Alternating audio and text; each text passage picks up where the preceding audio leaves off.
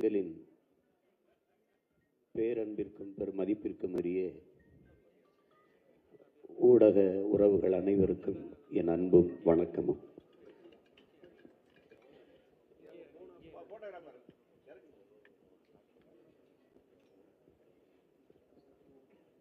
நீண்ட காலமாக என் தாய் நிலத்தில் நிலவுகிற இந்த அரசியலை, இந்த ஆட்சி முறையை மாற்றி ஒரு தூய தேசம் படைக்க வேண்டும் என்கிற துடிப்போடு 15 ஆண்டுகளாக இந்த அரசியல் களத்தில் இருக்கிறோம். அதிலே 2016 தொடங்கி 26 வரை 10 ஆண்டுகள் தேர்தல் களத்திலே தொடர்ச்சியாக நிற்கிறோம். ஏனென்றால் வீழ்த்தப்பட்ட,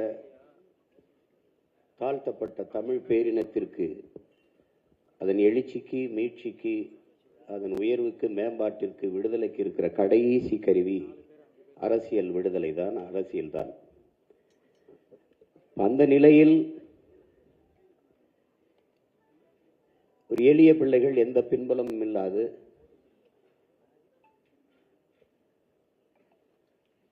பணம் இருக்கிறவர் தான் அரசியல் செய்ய முடியும் என்கிற நிலையை மாற்றி, மக்களுக்கு உண்மையும் நேர்மையுமாக உழைக்க வேண்டும் என்கிற மனம் இருக்கிறவனும் அரசியல் செய்ய முடியும் என்ற நிலையை உருவாக்கி, இது மாற்றத்திற்கான எளிய மக்களின் புரட்சி என்ற முழக்கத்தை முன்வைத்து தொடர்ந்து களத்திலே நிற்கிறோம். எங்களுக்கு ஒரு கனவு, அது என்னுடைய கனவுல்ல, எம் இனத்தின் கனவு, எங்கள் முன்னோர்களின் மிச்சமும் எச்சமும் தான் நாங்கள். பன்னெடுங்காலமாக என் முன்னோர்கள் தூக்கி சுமந்து வந்த கனவு, அதான் எங்கள் திருநாட்டில் எங்கள் நல்லாட்சி. அது அறம் சார்ந்து ஆட்சி செய்த மறவர்கள் கூட்டத்திலே வந்த பிள்ளைகள் நாங்கள். அரசியல் பிழைத்தோருக்கு அறம் கூற்றாகும் என்கிறது சிலப்பதிகாரம். அந்த வழியிலே உலகம் தழுவி நேசித்து நின்ற ஒரு பேரினத்தின் பிள்ளைகள் இந்த நிலத்திலிருந்து தான் இருகரமும் விரித்து உலகத்தை ஆற தழுவினான். யாதும் ஊரே யாவரும் கேளீர் என்று வள்ளுவ பெருமகனாரிலிருந்து கம்பன், கபிலன், இளங்கோ எல்லோரும் உலகு உலகு உலகு என்று உலகம் தழுவி நேசித்து பாடிய பிள்ளைகள். இந்த நிலத்திலிருந்து மறுபடியும் உலக பொதுமைக்கு ஒரு அரசியல் கோட்பாட்டை முன்வைக்கிறோம். அதை தேர்தல் அறிக்கை என்ற முறையில் இல்லாது ஆட்சியின் செயல்பாட்டு வரைவு. இந்த ஆட்சி எப்படி இருக்கும், எப்படியெல்லாம் மாறுதலை செய்யுது, இதுவரை இந்த ஆட்சி முறை எப்படி இருக்கு, இங்க இருக்கிற அரசியல் நிலைப்பாடு எப்படி இருக்கு, அதிலிருந்து நம்முடைய அரசியல் கோட்பாடு, நிலைப்பாடு, ஆட்சி முறை எப்படி மாறுது அப்படிங்கிறது எழுத்து வடிவில் அச்சு ஆவணமா கொடுக்கிறோம். அதோட உங்களுக்கு தெரியும், வாசிக்கிற பழக்கம் ரொம்ப குறைந்து போயிட்டதுனால காணொளி ஆவணமாகவும் கொடுக்குறோம். எப்படி நம்ம ஆட்சி முறை எப்படி இருக்குது அப்படின்ட்டு. அதில் உங்களுக்கு நிறைய ஒவ்வொரும் நீண்ட நேரம் ஓடக்கூடிய ஆவணங்கள், அது அவ்வளவு திரையிட்டு காட்ட முடியாது, உங்களுக்கு நேரம் குறைவாக இருக்கிறதுனால முன்னோட்டம் மாதிரி, சின்ன முன்னோட்டம் மாதிரி கொஞ்சம் கொஞ்சம் இப்படி இப்படி மாறும், இப்படி இப்படி செய்கிறோங்கிறத நான் போட்டு திரையிட்டு காட்டுறேன் உங்களுக்கு. ஆனால் இது ஒரு கனவு. உங்களுக்கு பல முறை கால்கள் வழிநடத்தி செல்கிற பிள்ளைகள் அல்ல நாங்கள், எங்கள் கனவு வழிநடத்தி செல்கிற பிள்ளைகள் நாங்கள். எங்களுக்கு ஒரு கனவு இருக்கு, என் நாட்டை இப்படி மாற்றி படைக்கணும்ட்டு. அந்த கனவை இப்போ உங்கள் கையில் அந்த அச்சாவணமாகவும் காணொலி ஆவணமாகவும் உங்கள் கண்களுக்கு விரித்து வைக்கிறோம். அப்புறம் திருப்பி பரப்புரையில் தொடர்ச்சியாக இது மாதிரி திரையிட்டு காட்டுவோம். நம்ம ஆட்சியில் கல்வி எப்படி இருக்கு, நம்ம ஆட்சியில் மருத்துவம் எப்படி இருக்கு, நம்ம ஆட்சியில் வேளாண்மை எப்படி வளர்த்து எடுக்கிறோம், இப்போ தற்சார்பு பொருளாதாரம்னா என்ன, இப்போ தாய்மை பசுமை பொருளாதாரம்னா என்ன, நான் வேலை வாய்ப்பை எப்படி பெருக்கிறேன், பசிங்கிற சொல்லு இல்லாமல் எப்படி ஒழிக்கிறேன், வறுமை ஏழ்மையை எப்படி இல்லாது போக்குறோம், இது எல்லாமே சான்றுகளோட காட்டும். சும்மா கனவு இல்லை, உலக நாடுகளில் எப்படிலாம் நிர்வாகம் இருக்குது, எப்படியெல்லாம் இருக்குது உங்களுக்கே தெரியும். இப்போ நம்ம நாடு எப்படி இருக்குது, 60 ஆண்டுகள் ஆண்டு தலைநகர்லேயே பயணிக்க பாதை இல்லை, அது போய் பேசி பயன் இல்லை. அப்போது விமர்சன அரசியலை தாண்டி ஆக்கப்பூர்வமான கருத்தியலை, கோட்பாட்டை, செயல்களை எடுத்து வைக்கணும்னு நினைக்கிறோம். அதுதான் மாற்றம் என்பது சொல்லல்ல, செயல். மாறுவோம், மாற்றுவோம். இது மாற்றத்திற்கான எளிய மக்களின் புரட்சி என்ற கோட்பாட்டை முன் வச்சு நிற்கிறோம். இப்போ பேரன்பு மிக்கவங்க எல்லோருக்கும் இந்த அச்சு ஆவணத்தை அந்த செயல்பாட்டு வரைவை உங்கள் முன்னாடி வெளியிடுவதில் நான் மகிழ்கிறேன். அது குறித்து உங்கள் கருத்துக்களை பதிவிடுங்க, விமர்சிங்க, அது கருத்துக்களை எடுத்து வைங்க. அதில் நல்லது இருந்தால் கொள்ளுங்கள், நல்லது இருந்தால் தள்ளுங்கள். ஆனால் எப்படியோ அதை கொண்டு போய் சேருங்க. எனக்கு கடந்த காலங்களில் நான் வெளியிட்டு அதை யாரும் போய் சேரலை. இது சாத்தியமில்லாத சொல்கிறாரு அப்படிங்கிறாங்க. இப்போ நீங்கள் சொல்ல முடியாது, எனக்கு சாத்தியம் இருக்கு பாருங்கன்னு காட்டுவேன். அதனால் ஒன்றும் சொல்ல முடியாது. சாத்தியமில்லாத ஒன்றை சாத்தியப்படுத்துவதற்கு பேர் தான் புரட்சி. நாங்கள் சாதாரணமானவர்கள், அசாதாரணமான ஒன்றை கனவு காண்பவர்கள் என்கிறான் புரட்சியாளன் சேவியரா. எது ஒன்றும் சாத்தியத்திலிருந்து பிறப்பதில்லை, என் உடன் பிறந்தார்களே, தேவையிலிருந்து தான் பிறக்குது. அதான் demand is the mother of இன்வென்ஷன்ங்கிறான். தேவைதான் கண்டுபிடிப்பின் தாய். வெறுங்காலோட நடந்தேன், கல்லு முள்ளும் குத்திச்சு, செருப்பு தேவைப்பிடிச்சு படைச்சிட்டேன். தொலை தூரத்தில் இருக்கிறவனோட பேசணும்னு தோணுச்சு, தொலைத்தொடர்பு கருவியை கண்டுபிடிச்சிட்டேன். வானத்தில் பறக்கலாம்னு தோணுச்சு, பறந்த பார்த்தேன். அது மாதிரி நம்மளும் பறக்கணும்னு படைச்சிட்டேன். தண்ணியில் மிதந்து பயணிக்கணும்னு நினச்சேன், படகு வந்துச்சு. அப்புறம் கப்பல் வந்துச்சு. வேகமாக போகணும்னு நினச்சேன், மயில் வந்துருச்சு. இவ்வளோதான். தேவைதான் படைக்குது. இப்போ நான் பேசுறது உங்களுக்கு நல்லா கேட்கணும்னு இருந்துச்சு, ஒரு ஒளி வாங்கி வந்துச்சு, ஒரு ஒளிபெருக்கி வந்துச்சு, இருளில் இருக்கிற மின்சாரம் வந்துச்சு. அப்படிதான் தேவைதான் படைக்குது. இது தேவையா இல்லையா, அதுதான் இங்கே இப்போ இருக்கிறது. இப்போ நாங்கள் வந்திருக்கிறது ஆள் மாற்றம் ஆட்சி மாற்றத்துக்கு இல்லை. இந்த கட்சியை வீழ்த்தி இந்த கட்சியை வைப்பது, இவரை வீழ்த்தி இவரை பதவியில் அமர்த்துவது அல்ல. இங்கே கட்சி மாறுது, ஆட்சி மாறுது, ஆள் மாறுது, ஆட்சி முறை மாறுகிறதா தான் இங்கே கேள்வி. இவங்க வந்தாலும் சாராயம் இருக்கும், இவங்க வந்தாலும் சாராயம் இருக்கும், இவங்க வந்தாலும் ஊழல் லஞ்சம் இருக்கும், இவங்க வந்தாலும் ஊழல் லஞ்சம் இருக்கும், இவங்க வந்தாலும் இலவசம் இருக்கும், இவங்க வந்தாலும் இலவசம் இருக்கும், இவங்க வந்தாலும் வாக்கு காசு கொடுப்பாங்க, இவங்க வந்தாலும் வாசு கொடுப்பாங்க, இவங்க 2000 கொடுப்பாங்க, இவங்க 2000 கொடுப்பாங்க, இன்னொருத்தர் 2500 கொடுப்பாரு. இது சரியா இல்லை. இந்த ஆட்சி முறையை மாற்றணும்னு நினைக்கிறோம். இது எங்களுடைய கனவு. அந்த கனவை சுமந்து ரொம்ப நாளாக நடந்து வந்திருக்கோம். இது எங்களுக்கு ஒரு, மற்றவங்களுக்கு தேர்தல் களம், எங்களுக்கு ஒரு போர்க்களம். இது அதில் இம்முறையும் 234லையும் தனித்து நாங்கள் போட்டியிடுறது தனித்து நிற்கிறோம், தனித்துவத்தோடு நிற்கிறோம். எங்களுக்கு ஒரு கோட்பாடு இருக்கு. அடுத்தவர் கால்களை நம்பி என் பயணத்தை தொடங்க முடியாது. அப்படி தொடங்க முடியாது. ஏன்னா நான் திருப்பதி போனோம்னா அவர் திருப்பத்தூரில் போய் நின்றுவார். என் பயணம் என் கால்களை நம்பி தான். பிறர் தோல் மீது ஏறி நின்று உயரமானவன் என்று காட்டுவதை விட தனித்து நின்று உண்மையான உயரத்தை காட்டுவதே மேலானதுங்கிறதா. தாழ்ந்து வீழ்ந்து வளைந்து நெளிந்து வெற்றியை தொடுவதை விட நிமிர்ந்து நின்று தோல்வியை தழுவுவதே மேன்மையானதுங்கிறான். உலகம் பூரா சொல்லி வச்ச அறிஞரெல்லாம் நமக்கு தான் சொல்லி வச்சிருக்கான். அதனால தனிச்சு நிற்கிறோம், தனித்துவத்தோடு நிற்கிறோம், உயர்ந்த நோக்கத்தை கொண்டிருக்கிறோம். நல்ல நோக்கத்தை கொண்டு அதுவே உன்னை வழி நடத்துங்கிறாங்க. நாங்கள் ஒரு நல்ல கனவை கொண்டிருக்கிறோம். அதனால தான் தனித்து பயணிக்கிறோம். அதை அறிவார்ந்த பெருமக்கள், செய்தியின் தூதுவர்களாக இருக்கிறவர்கள், நீங்கள் இந்த எங்களுடைய கருத்தியலை மக்களிடத்தில் சேர்க்கிறதுக்கு கொஞ்சம் உதவியாக இருந்தீர்கள் என்றால், துணையாக இருந்தீர்கள் என்றால் பெரிய மாறுதலை இந்த மண்ணில் ஏற்படுத்த முடியும் என்று நான் உறுதியாக நம்புகிறேன். உங்கள் எல்லோருக்கும் என்னுடைய அன்பும் வணக்கமும் நன்றியும். இந்த ஆவணத்தை வெளியிடுவதில் உங்கள் முன்னாடி நான் பெரிதும் மகிழ்கிறேன். ஒரு விஷயம், போட்டோகிராஃபர்ஸ் இருக்குங்க. ஃபர்ஸ்ட் விஷுவல்ஸ் எடுத்துடலாம் சார். ஃபர்ஸ்ட் விஷுவல்ஸ் எடுத்துட்டு அப்புறம் போட்டோ. விஷுவல்ஸ் நீங்க எடுத்துருங்க.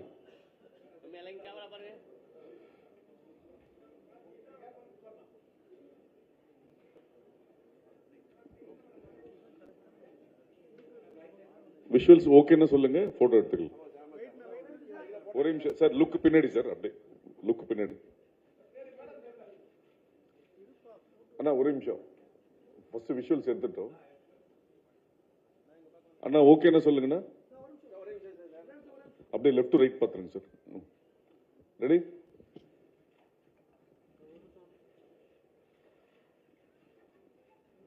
ஓகேவா?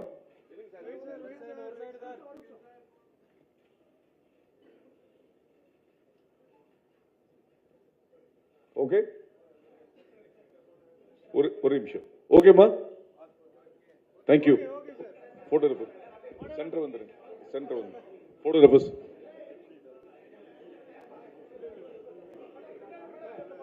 Silence, silence. Ramesh sir, look center sir. எல்லாரும் எடுக்கல சார்.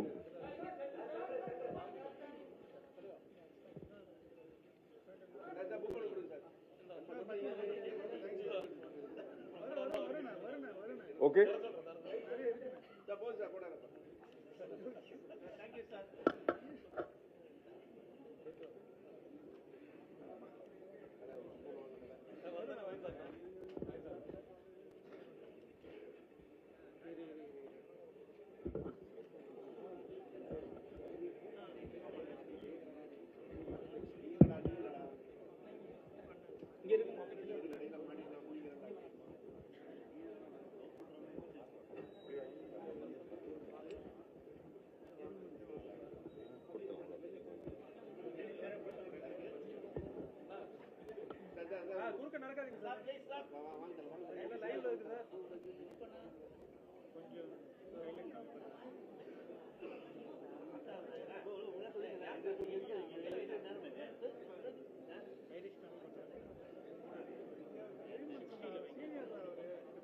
கொடுங்க.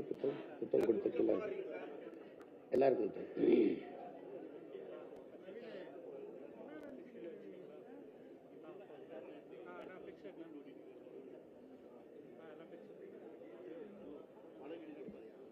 ஆட்சியின் வரைவு உங்க எல்லாருக்கும் கொடுக்கப்பட்டிருக்கு. எங்களுடைய கனவு இப்போது உங்கள் கைகளில் இருக்குது.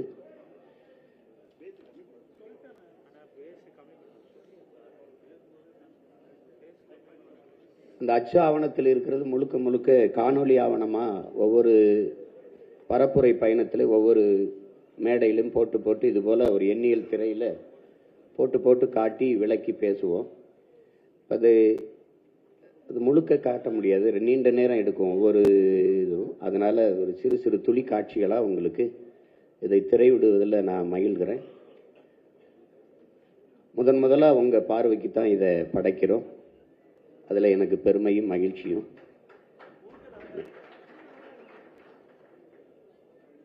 நம்முடைய கனவு எங்கள் திருநாட்டில் எங்கள் நல்ல ஆட்சியே. நம்முடைய தாத்தன் நல்லாட்சின்னு சொல்லியிருக்கலாம், ஆட்சியேன்னு சொல்லியிருக்கலாம், நல்லாட்சின்னு சொல்றான். பொங்கிடுக வாய்மை பொழிந்திடுக என்றே நீ செங்கதிர் சீர்க்கையால் பொன்னெல்லி பூசிய கங்குல் நிகர்த்த கருங்குயிலே கூவாயங்கிறான். அதுதான் எங்கள் கனவு, எங்கள் திருநாட்டில் எங்கள் நல்ல ஆட்சியே.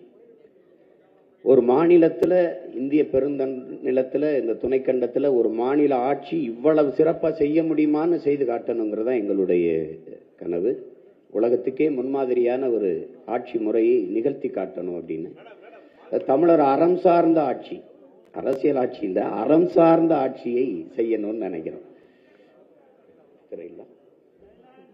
திரையிடலாம்.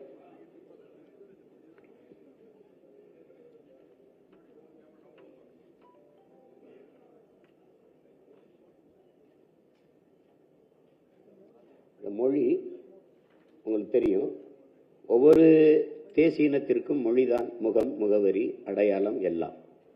மொழிதான் கலை, இலக்கியம், பண்பாடு, வழிபாடு, வரலாறு, அறிவியல், அரசியல் எல்லாமே மொழிதான். அப்ப மற்றவர்களுக்கு மொழி ஒரு தொடர்பு கருவி, அப்படிதான் சொல்றாங்க, ஒரு கம்யூனிகேஷன் லாங்குவேஜ்ங்கிறாங்க. நமக்கு அப்படி இல்லை. தமிழ் நம் உயிர். அதான் நம்ம தாத்தா தமிழுக்கு அமுதென்று பேர், அந்த தமிழ் இன்பத்தமிழ் எங்கள் உயிருக்கு நேர் என்று பாடுறார். மற்றவர்களுக்கு பேச்சு மொழி, தமிழ் நமக்கு மூச்சு மொழி, அது வீச்சு மொழி. முழங்கு சங்கைன்னு சொல்றாரு, முழங்குன்னு சொல்லல. நம்முடைய பாட்டன் பாரதி வீரியம் பெருக்கு வெடிப்புற பேசுங்கிறான். சீமா ஏன் சத்தமா பேசுறாருன்னா அவங்கதான் சொல்றாங்க சத்தமா பேசுறா அப்படின்னு. சத்தியத்தை பேசு, சத்தமா பேசுறா, உண்மையை பேசு, உறக்க பேசுறான்னு முன்னவர்கள் தான் சொல்லி கொடுக்குறாங்க. பாரு,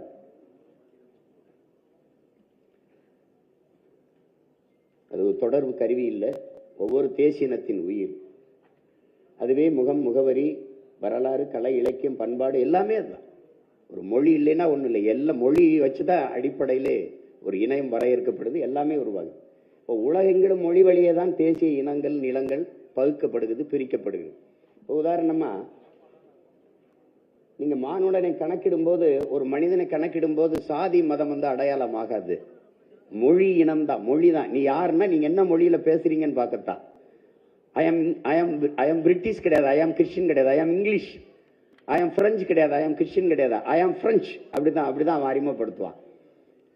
அததான் தர்வீஸ் சொல்றான். எழுதுங்கள் என் நெற்றியில் நான் இஸ்லாமியன் என்று அவன் முழக்கத்தை முன்வைக்கல. எழுதுங்கள் என் நெற்றியில் நான் அரேபியன் என்று, அப்படிதான் சொன்னான்.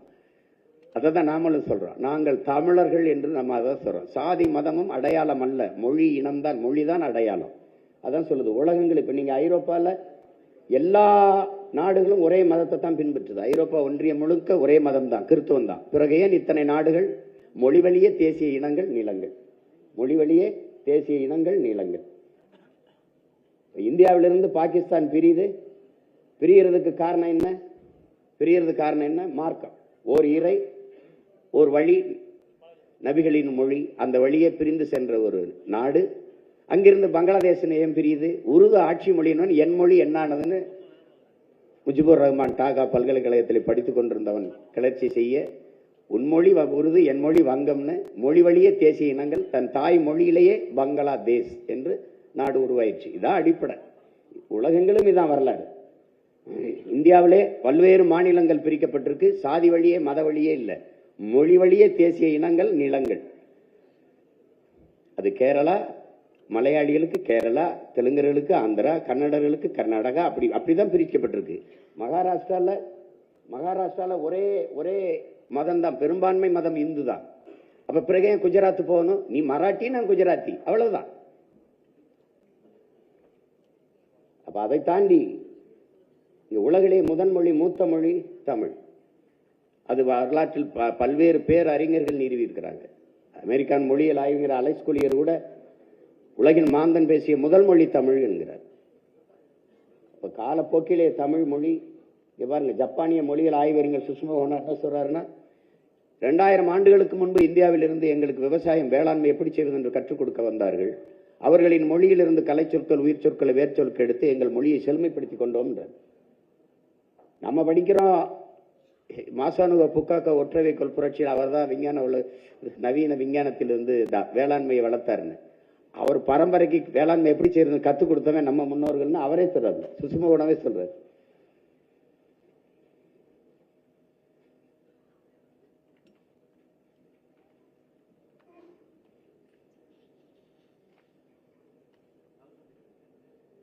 இவங்க டோனி ஜோசப்பும் ரிச்சர்டும் மார்ட்டினும் அமெரிக்க ஹார்வர்ட் பல்கலைக்கழக பேராசிரியர் பெருமக்கள். தெற்காசிய முழுமைக்கும் பரவி வாழ்ந்தவர்கள் தமிழர்கள் தான். மற்ற இனங்கள் எல்லாம் அங்கு வந்து குடியேறியவர்கள் ஆய்வு கட்டுரையை நிறுவுகிறார்கள். புரட்சியாளர் அம்பேத்கர் இந்த நிலப்பரப்பு முழுதும் பரவி வாழ்ந்தவர்கள், இந்திய துணைக்கண்டம் முழுக்கும் தமிழை தாய்மொழியாக கொண்ட நாகர்கள் தான் என்கிறார். என்னுடைய மூதாதைகளின் மொழி கூட தமிழ் தான் என்கிறார். இந்த நாட்டை என் நாடு என்று சொந்தம் கொண்டாடி கொள்ள ஒரே ஒரு இனத்திற்கு தான் உரிமை உண்டு, அது தமிழர்களுக்கு மட்டும்தான் என்கிறார். எல்லா மொழிகளும் மனிதனால் பேசப்படுது உலகத்துல. சில மொழி பிறந்து சிறக்கும், என் மொழி சிறந்தே பிறந்தது. இயற்கையின் மொழி, இயற்கையின் மொழி. ஏன்னா அது ஆதி மொழி. ஆதியில் காடுகளில் மனிதன் வாழ்ந்த போது அவன் எழுப்பிய ஒளியில் இருந்து ஆ ஏ ஓ தொலை தூரத்திற்கு அழைக்க அவன் எழுப்பிய ஒளி இன்னும் தமிழ்ல இருக்குது. ஆ ஏ ஐ ஓ அதெல்லாம் இன்னும் இருக்குது. அதனாலதான் ஆதி மொழி தமிழ் என்று அறிஞர்கள் வரையறுக்கிறாங்க. எல்லா மொழியும் மனிதனால் பேசப்பட்டது, என் மொழி மட்டும்தான் இறைவனால் பேசப்பட்டது. மணிநெற்றி உமிழ் சங்கன் தலால் புரை சுடர் கடவுள் தந்த தமிழ்ங்கிறான். இறையனாரே சிவபெருமானே தந்த மொழிடாங்கிறான். நிறைமொழி மாந்தர் மறைமொழி தானே மந்திரம் என்பங்கிறான். தனியா மந்திரம் தேவையில்லை, தமிழே மந்திரம்ங்கிறான்.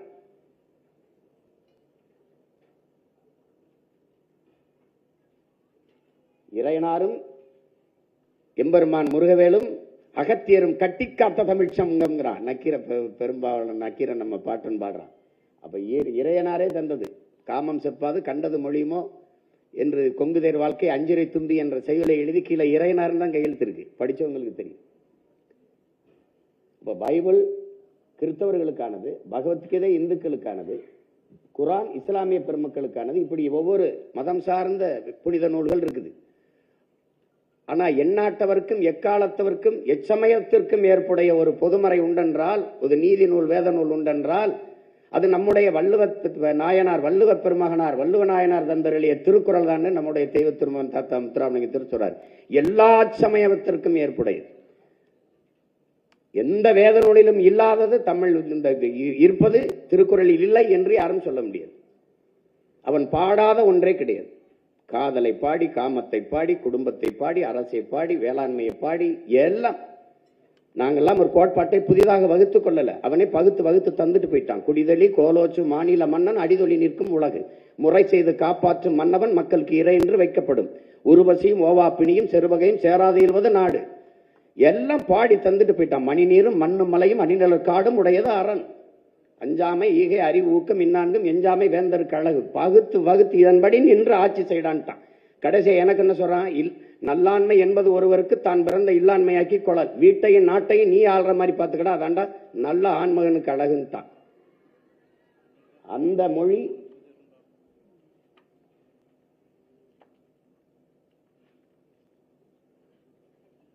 உலகில் இந்த மொழிகள் எல்லாம் தோன்றுவதற்கு முன்பு இறைமகன் இயேசு தோன்றி 500 ஆண்டுகளுக்கு பிறகுதான் ஆங்கிலம் வருது.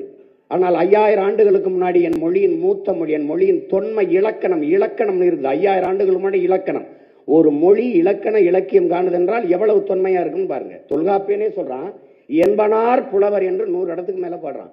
அவனை தான் நம்ம ஆதின்னு நினைக்கிறோம். அவன் சொல்றான் எனக்கு முன்னாடி அப்படி என்று 100க்கு மேற்பட்ட இடங்கள்ல குறிப்பிட்டார், என்பனார் புலவர் என்று. அப்ப அதுல இருந்து நம்ம மொழியினுடைய தொன்மத்தை நீங்க அறியலாம். இந்த தொல்காப்பியனுக்கு தமிழ் சொல்லிக் கொடுத்தவன் யாரு? இன்னைக்கு பல்கலைக்கழகங்களை நம்ம ஆய்வு செய்யறோம், திருக்குறளை படித்து இன்னைக்கு பேசுறோம். எழுசீர்ல ஒரு சொற்பிழை, பொருள் பிழை, எந்த பிழையும் இல்லாம ஒருத்தன் எழுதியிருக்கான, அவனுக்கு தமிழ் படிப்பிச்சவன் யாருன்னு தேடினீங்கன்னா நம் மொழியின் ஆழம் உங்களுக்கு தெரியும். மொழி என்பது மனிதனின் உழைப்பிலிருந்து தோன்றியதுங்கிறார் மார்க்ஸ். இப்போ ஆதியில காடுகளில் வாழ்ந்தவன் எழுப்புறான், தொலைதூரத்தில் இருக்கிறவன் அழைக்கிறதுக்கு ஓ ஐயோ, அந்த ஒளிகள் தான் இன்னும் அப்படியே தமிழ்ல இருக்கிறதுனால அது ஆதி மொழி. 50,000 ஆண்டுகளுக்கு மூத்தது என் தாய்மொழி என்று நம்ம தாத்தா தேவனைய பாவான தன் ஆய்விலே நிறுவுகிறார். அதான் நம்முடைய தாத்தா பாவலரேறு முன்னம் தோன்றிய நிலத்தில் மூத்தவர், மூத்த தமிழ்மொழி குணர்வில் மூத்தவர், தென்னன் பாண்டியன் குமரி குடிமயர், திசையெல்லாம் பரந்துலகை அளந்தவர், இன்னரும் இயலிசை நாடகமையாத்தவர், எந்திசை வாய்மையால் ஆண்டவர், இந்திய நாவலம் தேயத்து இறைமையர், என்ன வியப்படா இவர்கள் தமிழர்கள்ங்கிறார். வளர்ந்தரு வான்முகில் மலையிடை வாழ்க்கை தொடங்கியவர், வளர்ந்தரு குறிஞ்சியிலே காதலை உணர்ந்தவர், தேனுமில் முல்லை மருதம் நெய்தலை தீர ஆய்ந்த நல் இல்லறம் வகுத்தவர், காந்தரு பொருளையும் கழனியும் கண்டவர், கடலின் பரப்பையும் கடந்தையில் சென்றவர், ஏன் தம்பி தெரியுமா இவர்கள் தமிழர்கள்ங்கிறார். அப்படிப்பட்ட மொழி நம் மொழி என்பதை உலகில் நன்கு கட்டமைக்கப்பட்ட மொழி, சீராசை யாப்பு சந்தம் தொடை என்று நன்கு கட்டமைக்கப்பட்ட உலக மொழி தமிழ்.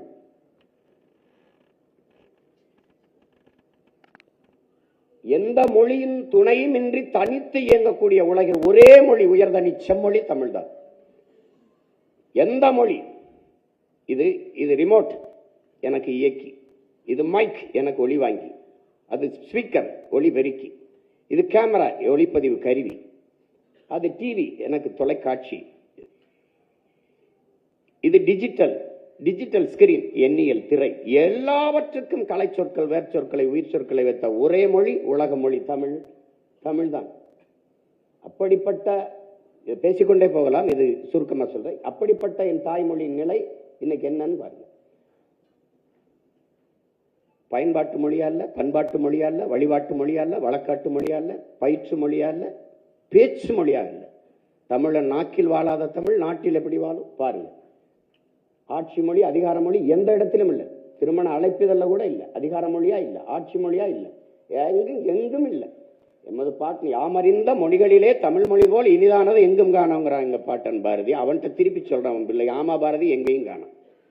மணக்க வரும் தென்றலிலே குளிராயில்லை, தோப்பில் நிழலாயில்லை, தனிப்பெருதாம் துன்பம் இது தமிழகத்தின் தமிழ் தெருவில் தமிழ்தான் இல்லைன்னு வருந்தி பாடினான் புரட்சி பாவலன். பாருங்க, தமிழன் பண்டிகைக்கே ஹாப்பி பொங்கல் தான், பொங்கல் வாழ்த்துக்கள்னு கூட எழுதுறது இல்லை. அப்ப நம்ம எப்படி இருக்குது பாருங்க. இங்க பாருங்க, இதை கவனிங்க கொஞ்சம். அது என்ன எழுதியிருக்குன்னா, இங்க பாருங்க, டிஃபன் சென்டர், அதையே டீஃபாயின் சென்டர், எழுத்து தமிழ்ல இருக்கு, உச்சரிப்பு ஆங்கிலம். இதுதான் தமிங்கிலம், தங்கிலீஷ். இப்ப பாருங்க, அடுத்த ஒரு இதை பாருங்க. சூப்பர், இந்த பாருங்க போட்டு பாருங்க. பிளஸ்னா பிளஸ் தான், அப்படியே அந்த தமிழ் எழுத்துல பாலாஜி பிளைவுட் டிம்பர், கீழே பாலாஜி பிளைவுட் டிம்பர். அப்ப அப்ப என்னன்னா தமிழை ஆங்கிலத்தில் எழுதுறது, ஆங்கிலத்தை தமிழ் எழுதுறது, இதுதான் தமிங்கிலம். இவர்கள் இதுவரை கடைபிடிச்ச இருமொழி கொள்கையை என் அன்பு உடன் பிறந்தார்களே, இதுதான். தமிழை ஆங்கிலத்தில் எழுதுறது, ஆங்கிலத்தை தமிழ் எழுதுறது இருமொழி கொள்கை. எப்படிப்பட்டது பாருங்க. 50,000 ஆண்டுகளுக்கு மூத்த ஒரு உலகின் தலை சிறந்த மொழியை, ஆகச்சிறந்த இலக்கியங்களை கொண்ட ஒரு மொழியை கேரள கவிஞன் ஆற்றூர் ரவிவர்மா சொல்றான், உலகத்திலே ஆகச்சிறந்த இலக்கியங்களை படிக்கிற வாய்ப்பு, தன் தாய்மொழியில படிக்கிற வாய்ப்பு கிரேக்கர்கள், சீனர்கள், அதையும் தாண்டி இந்தியாவில் தமிழர்களுக்கு மட்டும்தான்டா இருக்கு. அந்த மொழி என் தாய்மொழிக்கு தாய்மொழி என்பதில் எனக்கு பெருமைங்கிறார் ஆற்றூர் ரவிவர்மா. அந்த மொழி எப்படி எழுதுதான்னு பாருங்க.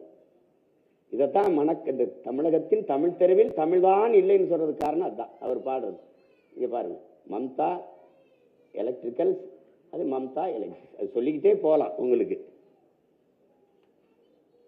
கோல்டன் ஜூபிலி அபார்ட்மெண்ட்ஸ், அதை சின்னதாக போட்டுட்டு இங்கிலாந்து நாட்டில் ஏதோ ஒரு ஓரத்தில் வாழ்ற மாதிரி பாருங்க. கோல்டன் ஜூபிலி அபார்ட்மெண்ட்ஸ் எவ்வளவு பெருசு, அங்க கோல்டன் ஜூபிலி அபார்ட்மெண்ட்ஸ். இதை எழுதாம இருந்தா என்ன, எதுக்கு எழுதணும்? அப்ப என் அன்னை தமிழை நீ எவ்வளவு அவமதிக்கிற? நீ தமிழகத்தின் தமிழ் தெருவில் தமிழில் ஆணையம் வச்ச முழக்கம் எங்கும் தமிழ், எதிலும் தமிழ். எங்க இருக்கு? வீழ்வது நாமாக இருந்தாலும் வாழ்வது தமிழாக இருக்கட்டும், அப்படி வந்தது. இன்னைக்கு வீழ்வது தமிழாக இருந்தாலும் வாழ்வது நாமாக இருக்கட்டும் நிலைமைக்கு மாற்றி என் தாய் நிலத்திலே என் தாய்மொழி சிதை தள்ளிக்கப்பட்டுருச்சு. இது Tiruppur cotton, new hair life, bike parking செல்லும் வழி பார்த்துக்கிறீங்க. சுமால் பஸ் தான், சிற்றுந்தெல்லாம் கிடையாது. அந்த இதை பார்த்தீங்கன்னா அந்த பேருந்துல சிற்றுந்துன்னு சின்னதாக போட்டிருப்பான். போனா போகுது, தமிழங்க கொஞ்சம் பேர் இருக்காங்க, நம்மள என்னை மாதிரி ஆளுகளுக்கு நினைக்கிறேன். இங்க பாருங்க, அரசு எழுதியிருக்கு பாருங்க, மதுரை ஐ போட்டுருச்சு, அப்புறம் ஒரு காதல் குருவி போட்டுருச்சு, அப்புறம் மதுரை அரசு எழுதியிருக்குது. முதல்வரே சொல்றாரு ரெயின்போனே எழுதுங்கன்ட்டு. தமிழ் வானவில்னு எழுத சொல்ல, தமிழ் வளர்க்குறாங்க பாருங்க. இப்ப இது இது உங்களுக்கு போதும். பேச்சு எப்படி பேசுறோம் பாருங்க, வம்படி ஆங்கில சொற்களை கலந்து. உங்களுக்கு தெரியாது, 20 விழுக்காட்டு சொற்களை தமிழ் இங்கிலீஷுக்கு பிச்சை போட்டிருக்கு, ஆங்கிலத்துக்கு பிச்சை போட்டிருக்கு. எப்படின்னா நம்ம மொழியில இருந்து 500க்கு மேற்பட்ட சொற்களை அவன் எடுத்து பயன்படுத்துறான். நம்முடைய கொல் அவனுடைய கில், நம்மளுடைய காசு அவனுடைய கேசு, நம்முடைய கலாச்சாரம் அவனுடைய கல்ச்சர், நம்முடைய கட்டுமரம் அவனுடைய கட்டுமரான், நம்முடைய நாவாய் அவனுடைய நேவி, நம்முடைய பேச்சு அவனுடைய எஸ்போர்ட் ஸ்பீச், அவனுடைய நம்ம உடன் அவன் எஸ்போர்ட் சடன், நம்மளுடைய பஞ்சு அவன் எஸ்போர்ட் ஸ்பாஞ்சு. அவ்வளவுதான். அவன் நம்மகிட்ட இருந்து பல சொற்களை எடுத்து அவன் வச்சிருக்கான். அவனுக்கு ஒண்ணுமே இல்லை அவனுக்கு. நீங்க இதுல பாருங்க, இங்க பாருங்க நம்ம எப்படி பேசுறாங்க பாருங்க. சும்மா சில இது உங்களுக்கு மாதிரிக்காக காட்டுறேன். டெவலப் பண்றதுக்காக கவர்மெண்ட் நாங்களே சில விஷயத்தெல்லாம் செய்ய போறோம் அப்படின்னு சொல்றீங்க. பட் ஆனா ஒரு குட் கவர்னன்ஸ் பார்க்கும்போது இதுல பாருங்க, எல்லாருமே இந்த பட்டானா பேசுறாங்க. ஒன்னா ஆனா பேசணும், ஆனால் அப்படி சொல்லணும், இல்லைன்னா பட்டு சொல்லணும். பட்டு பட்டு பட்டு பட்டுன்னு போட்டு என் மொழி பட்டே போச்சு. நீங்க பாருங்களேன், ஆக்சுவலி சோ இது இல்லாம இந்த பாருங்க, நான் சொல்லல ஆக்சுவலி இல்லைன்னா அடுத்த வார்த்தை வராது. சோன்னு சொல்லினா சோறு இறங்காது. இது ஒரு மொழி பாருங்க. நல்லா கவனிங்க, எப்படி பாருங்க. என் காலேஜ்ல நான் கிளப்போட பிரசிடென்ட், அது மட்டும் இல்லாம என்சிசி சீனியர். ஸோ எங்களுக்கு ஈக்குவலாக தான் ரைட்ஸ் கிடைக்குதே தவிர மென்ஸ்க்கு அதிகமாகவோ விமென்ஸ்க்கு கம்மியாவோ, அப்படி இல்லைன்னா உமன்ஸ்க்கு அதிகமாகவோ மென்ஸ் எங்களுக்கு சம வாய்ப்பு கிடைக்கும். சொற்கள் இல்லாம இல்ல, வம்படியா பேசுறது, அதுல ஒரு அறிவுன்னு ஒரு அடிப்படை தானே. என் உடன் பிறந்தார்களே, அடுத்தவன் மொழி எனக்கு எப்படி அறிவாகும்? ஒரே கேள்வி தான் கேள்வி. அவன் மொழி எப்படா எனக்கு அறிவாகும்? அப்ப ஏன் மொழி அறிவில்லையா? அது அறிவில்லையா? என்ன எப்படி இருக்கு பாருங்க. நாட்டின் பிரதமரே சொல்றாரு, வெளிநாடுகளில் போய் சொல்றாரு, உலக மொழிகளின் தொன்மையான மொழி தமிழ் என் நாட்டில் இருப்பது பெருமை. உலக நாடுகள் இருக்கிறவெல்லாம் தமிழை படிக்க ஆர்வத்தோடு வந்து கொண்டிருக்கிறார்கள். இந்திய மொழிகளின் தொன்மத்தை தமிழிலிருந்து அறியலாம்ங்கிறாரு. இன்னைக்கு இந்த வீடியோல நம்ம என்ன பார்க்க போறோம்னா, most requested video home tour தான் பார்க்க போறோம். ஆக்ஷன் பிஜிஎம் எல்லாமே நல்லா இருக்கு. சூப்பரா பண்ணிருக்காரு. செம்ம ஆக்டிங். படம் சூப்பரா இருக்கு. சிறப்பா இருக்கு. நல்லா நடிச்சிருக்காரு. இவ்வளவுதான். சூப்பரா இருக்கு. செமையா இருக்கு. அது சொல்லணும். ஃபைட்ஸ், சாங்ஸ், டான்ஸ் ஃபேண்டாஸ்டிக்கா வந்திருக்கு. அதாவது அந்த இசைல ஏதோ தமிழ் ஒளி மாதிரி இருக்குது பாருங்க. ஒரு இணைப்பு சொல்லு போல, அந்த கன்ஜெக்ஷன் வேடும்பாங்களா, அப்படி இணைப்பு சொல்லு போல அப்படி பேசுறது. இந்த மொழி புது மொழி. ஏன் அதை சொல்றேன்னா, வலி இதயம் முழுக்க வலி. என்னன்னா, என் இனம் செத்துருச்சு, இது ஒரு தமிங்கில இனமா மாறிடுச்சு. அவர்கள் தெலுங்கர்கள், அவர்கள் கன்னடர்கள், அவர்கள் மலையாளிகள், நாங்கள் தமிங்கிலர்கள். இது ஒரு இனம். பேருக்கு தமிழ்நாடுன்னு இருக்கு, தமிழுக்கும் தமிழனுக்கும் இது சுடுகாடு.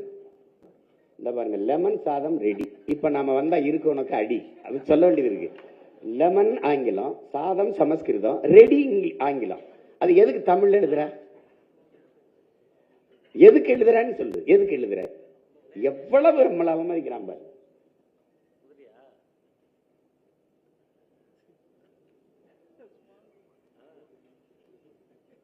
அப்ப இதுல என்ன சொல்ல வேண்டியதுன்னா, தமிழ் மீட்சியே தமிழர் எழுச்சின்னு நம்முடைய தாத்தா தேவனைய பாவாணர் சொல்றாரு.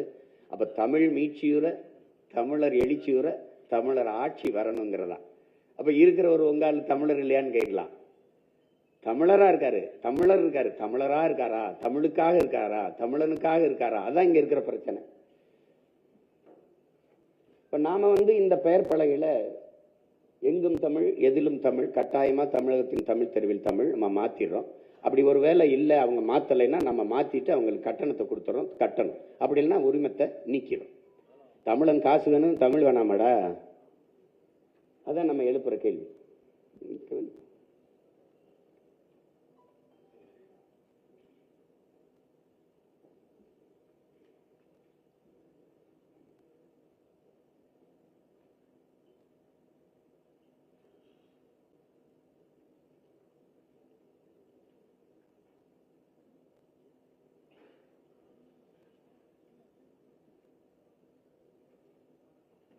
ஒரு கேள்வி இருக்கு, பொதுவான ஒரு கேள்வி இருக்கு நம்ம மக்கள்கிட்ட. தமிழ் படித்தால் வேலை கிடைக்குமா, சோறு கிடைக்குமான்னு. தமிழ் நமக்கு வேலையும் சோறும் இல்லை, தமிழ் நமக்கு உயிர் என்பதை புரிஞ்சுக்கணும்.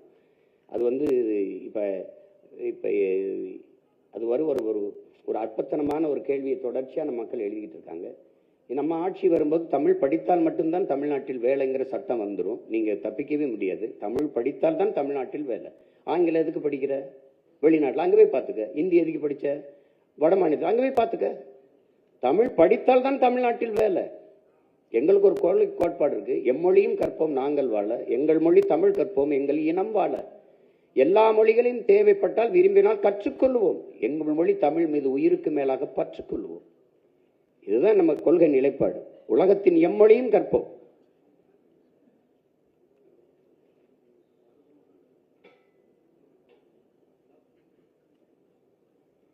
அரசு பள்ளி கல்லூரிகளில் படித்த பிள்ளைகளுக்கு தான் வேலையில் முன்னுரிமைன்னு வரும். அரசு பள்ளி கல்லூரியில் பயிற்று மொழி தமிழாக இருக்கும், கட்டாய பாடமொழியாக ஆங்கிலம் இருக்கும். என் நாட்டு அறிவியலை, என் நாட்டு வரலாறு, என் நாட்டு புவியியலை நான் எதுக்கு ஆங்கிலத்தில் படிக்கணும்? என் நாட்டு வேளாண்மையை நான் எதுக்கு படிக்கணும்? எதுக்கு அம்மொழியில் படிக்கணும்? நான் ஆஸ்திரேலியாவில் பிரிட்டனில் போய் வேளாண்மை செய்ய போறேன்னா, கத்திரிக்காய் வெண்டைக்காய் வெங்காயம் விளைய வைக்கிறத நான் எதுக்கு இங்கிலீஷில் படிக்கணும்? எதுக்கு படிக்கணும்?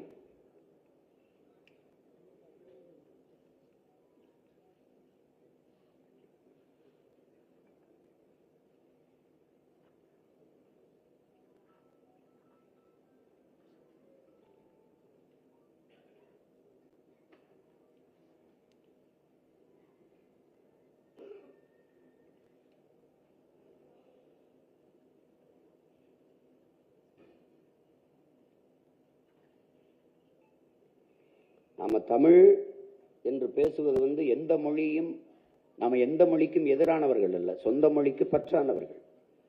தமிழ் தமிழர் என்று பேசுவதெல்லாம் இன வெறியாகாது, அது இன உரிமை, இன உணர்வு.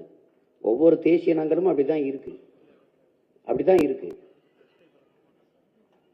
ஆங்கிலத்தோடு தமிழ் கலந்து பேசுவானா?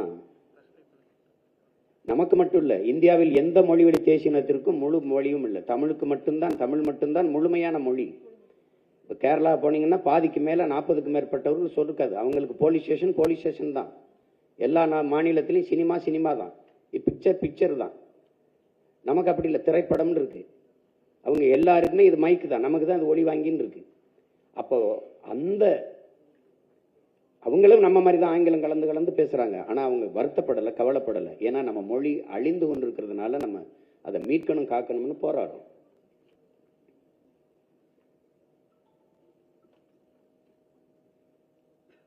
நாம என்ன சொல்றோம்னா, கொள்கை, நம்முடைய மொழி கொள்கை என்னவா வகுக்கிறோம்னா, மும்மொழி கொள்கையை மோசடி கொள்கையா பார்க்கிறோம், இருமொழி கொள்கையை ஏமாற்று கொள்கையா பார்க்கிறோம். கொள்கை மொழி எனக்கு மட்டும் இல்ல, உலகத்தில் இந்தியாவில் இருக்கிற மற்ற மொழி வழி தேசிய இனங்களுக்கு மட்டுமில்ல, உலகத்திலே எல்லாருக்கும் ஒரே மொழியாக தான் இருக்கணும். அவன் தாய்மொழி தான் இருக்கணும். விரும்பினால் எம்மொழியும் கற்கலாம். ஆனால் தாய்மொழியில் நல்ல புலமை பெற்றவன் எல்லா மொழிகளையும் எளிதாக கற்றுக்கொள்ள முடியும். 6 மாசத்துல ஆங்கிலம் கற்றுத்தரப்படும், சரளமாக பேசணும். இந்த தெருவங்கும் விளம்பரம் இருக்கும்போது 6 மாசத்துல கற்றுக்கொள்ள முடியும். வாழ்நாள் முழுக்க அதுக்கு படிச்சுட்டு கிடக்கணும். அடுத்த மொழியில பேசுறது எப்படி? இங்கிலீஷ் வந்து நாலேஜ்னு எவன் சொல்லி கொடுத்தது? அது ஒரு லாங்குவேஜ், அவ்வளவுதான். திரும்ப திரும்ப சொல்றேன், ஆங்கிலம் அறிவல்ல, மொழி. வெள்ளை வந்து அழகல்ல, ஒரு நிறம். இது ஒரு கவர்ச்சி. இது அந்த அடிப்படையை தகர்க்கணும்னு நினைக்கிறேன் உங்க பிள்ளைகள்.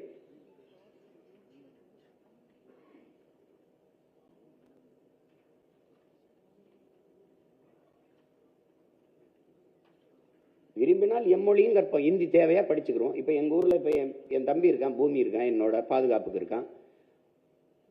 ராணுவத்திலிருந்து விருப்ப ஓய்வு பெற்று வந்தான். என் தம்பி எல்லாம் வந்தாங்க. நல்லா அழகா ஹிந்தி பேசுவாப்புல, நல்லா பேசுவாங்க. எப்படி பேசுறாரு? ஹிந்தி படிச்சுட்டு வேலை சேர்ந்தாரா? தேவைப்படுது, அங்க போய் கத்துக்கிட்டாரு. நாங்க எல்லாம் நாடை இழந்து பல்வேறு நாடுகளில் ஏதிலிகளா போனோம். இப்ப பிரான்ஸுக்கே போயிருக்கோம்னு வச்சுக்கிறோங்க. எங்க மக்கள் ஈழத்திலிருந்து போயிருக்கோம். எங்க உறவுகள் அழகாக பிரெஞ்சு பேசுவாங்க. எப்படி பேசுறாங்க? நாங்க பிரெஞ்சு கத்துக்கிட்டு அகதியா போனோம், ஏதிலிகளா போனோம். தேவைப்படுது, மொழி கற்றுக்கிறோம், அவ்வளவுதானே. தன் தாய்மொழியை கற்காத நீ எந்த மொழியை கற்று நீ என்ன? நீ ஒரு தாயை மறந்துட்டு பெற்ற தாயை அடையாளம் தெரியல, நீ யாரு? நீ நினைவிழந்தவன் ஆயிர மாட்டியா? நோயாளி ஆயிர மாட்டியா?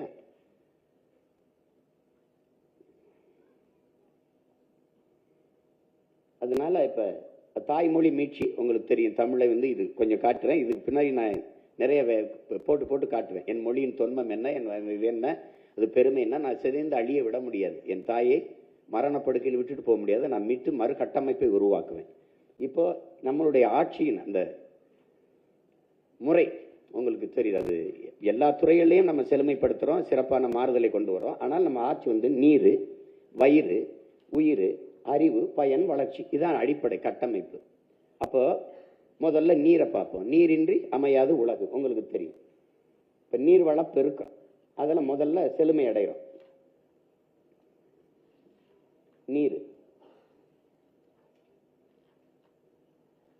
நீரின்றி அமையாது உலகனின் யார் யாருக்கும் வானின்றி அமையாது ஒழுக்கு. நம்முடைய மறையோன் வள்ளுவ பெருமகனார் சொல்றார். இப்போ மழை இல்லை என்றால் மழை இல்லை, மழை இல்லை என்றால் நீர் இல்லை, நீர் இல்லை என்றால் நிலம் இல்லை, நிலம் என்றால் வளம் இல்லை, வளம் இல்லை என்றால் ஒன்றும் இல்லை, நீங்களும் இல்லை, நானும் இல்லை, ஒன்றும் இல்லை. அதான் சொல்லுது.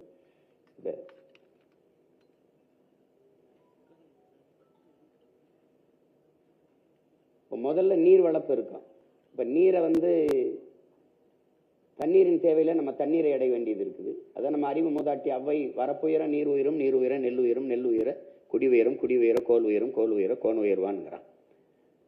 அப்போ வரப்பு உயரவா இருக்கு, இங்கே நீர் உயரல, அதான் பிரச்சனை. நெல்லும் உயிரென்றே நீரும் உயிரென்றே மன்னன் உயிர்த்தே மலர்தலை உலகம்னு மோசிக்கிறனார் பாடுறாரு. அது என்ன சொல்றாருன்னா, நெல் உயிர் தான், நெல்லும் உயிர் தான், நீரும் உயிர் தான். ஆனா மன்னன் உயிர்த்தே ஒரு நல்ல ஆட்சியாளன், நல்ல அரசன் இல்ல, நல்ல அமைச்சன் இல்லைன்னா இது ரெண்டும் இருந்து பயன் இல்லைங்கிறப்ப. இப்ப நமக்கு எப்படி பயன் இல்லாம இருக்கு? நெல்லும் தரமா இல்ல, நஞ்சா இருக்கு, உணவும், நீரும் நஞ்சா இருக்கு. வற்றாத பாருங்க, 36 ஆறுகள் நமக்கு இருந்திருக்குது. 154 ஆறுகள் நீர் தமிழ் நிலத்துல பண்டை தமிழகத்துல வளங்கொழிக்க செஞ்சிருக்கு. 156 கிளை நதிகள், 34 வந்து பெரும் நதிகள், பெரும் ஆறுகள். அதுல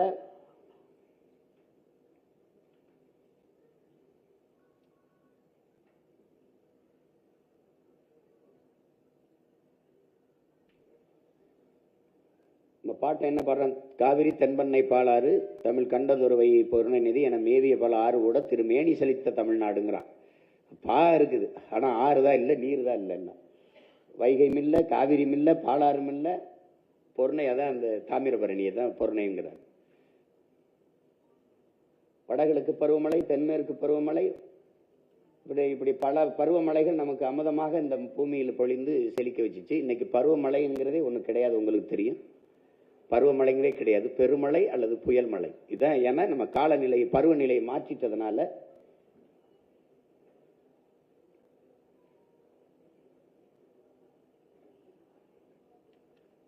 நீங்க இயக்குங்க, நான் தேவைன்னா நிறுத்திப்பேன்.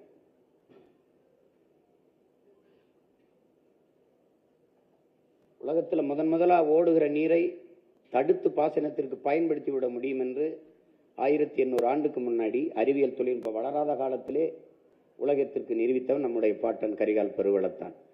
எத்தனையோ மன்னர்கள் இருந்தாலும் பெருவளத்தான் என்ற பேரு அவனுக்கு தான் வந்தது. ஏன்னா அந்த நீரை தேக்கி வளத்தை பெருக்கினான்ங்கிறதுக்காக. அப்போ நம்ம 150 லட்சம் குறுக்கம் ஏக்கருங்க குறுக்கம் விவசாயம் பண்ணோம் வேளாண்மை. இன்னைக்கு 120 ஆயிருச்சு. இப்போ தமிழ்நாட்டுக்கு நமக்கு 980 மில்லிமீட்டர் மழை பெய்யுது ஒரு ஆண்டுக்கு. இப்போ 4300 டிஎம்சி பயன்படுத்துறது 2000 தான் பயன்படுத்துகிறோம். மீதி 2300 கடலில் விட்டுரும்.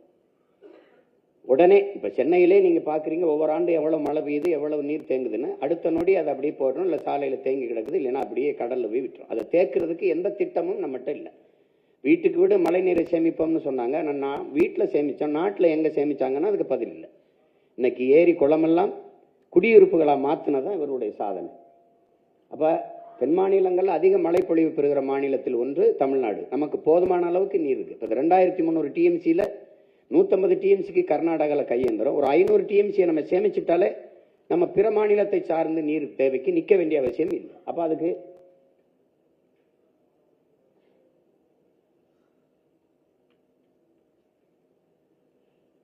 பாருங்க, இது நொய்யலாறு.